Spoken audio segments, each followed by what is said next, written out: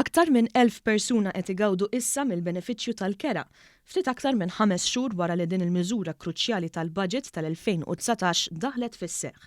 B'din il-miżura ferm kruċjali, l-awtorità tad-djarrat li lill-applikanti tħallilhom aktar flus butom milli kienu jibqgħu bihom fl-aħħar wara li jħallsu għall-kera.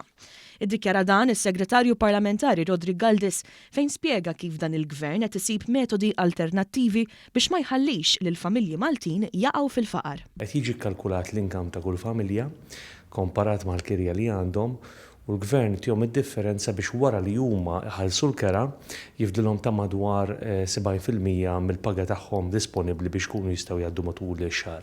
Il-Kap Eżekuttiv tal-Awtorità tad-Djar Leonid Mekkej spjega ma' One News kif in-numri ta' applikanti jixed li dan il-benefiċċju qed ikun ta' spalla kbira għal 20 ta' nies, kif 549 applikant li kienu diġà qed jibbenefikaw minn sussidju reġgħu applikaw u 453 applikant qed jibbenefikaw minn dan għall-ewwel darba li ammontaw għal 1002 applikanti.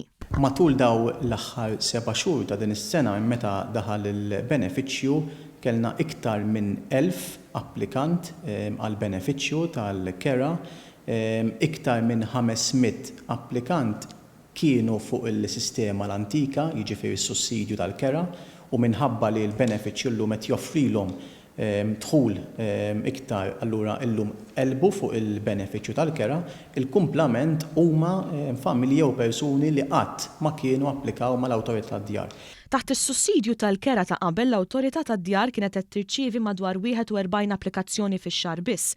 Iżda bis-sistema l-ġdida, l-Awtorità qed tirċievi medja ta' 144 applikazzjoni ġdida fix-xahar. Il-maġġoranza ta' dawk li qed jibbenefikaw minn dan is-sussidju qed jirċievu benefiċċju li jkopri bejn il-50 u 60% tal-kera illi jħallsu. Intant, il-maġġoranza tal-applikanti huma Maltin u persuni li jgħixu waħedhom jew single parents.